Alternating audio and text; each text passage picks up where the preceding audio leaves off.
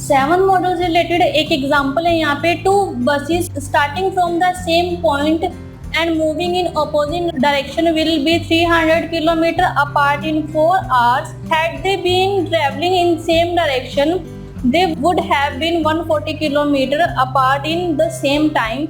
Find the speed of both the buses. तो question में 2 buses हैं जो सेम पॉइंट से स्टार्ट हो रही हैं और जब वो अपोजिट डायरेक्शन में मूव कर रही हैं, 300 किलोमीटर का डिस्टेंस है जो उसने 4 घंटे में कवर किया है, और वही दोनों बसें अगर सेम डायरेक्शन में ट्रेवल कर रही हैं तो जो डिस्टेंस है 140 किलोमीटर है जो उन्होंने सेम टाइम यानी कि 4 आवर में ही कवर किया है।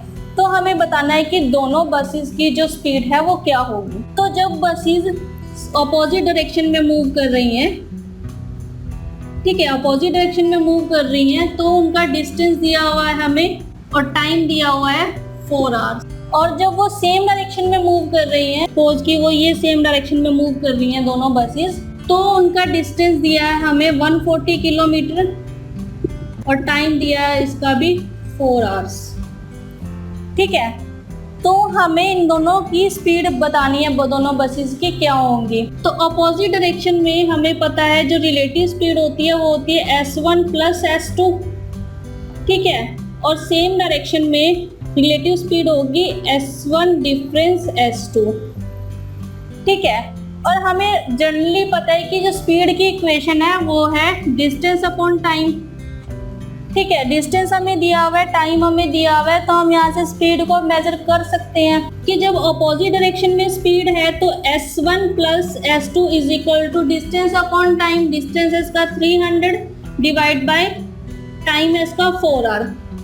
अब जो डिस्टेंस है वो किलोमीटर में दिया हुआ है और जो हमें टाइम है वो आवर्स में दिया हुआ है, तो हमें यहाँ पर इसको कन्वर्ट करने की ज़रूरत नहीं है, तो स्पीड किलोमीटर पर आवर में हमारे पास आ जाएगी। तो अगर हम इसको सिंप्लीफाई करें तो ये आया 75, 4 के टेबल पे 75 टाइम्स, तो 75 किलोमीटर पर आवर, ठीक है। यानी कि हमारे पास S1 प्लस S2 आया 75 किलोमीटर पर आवर।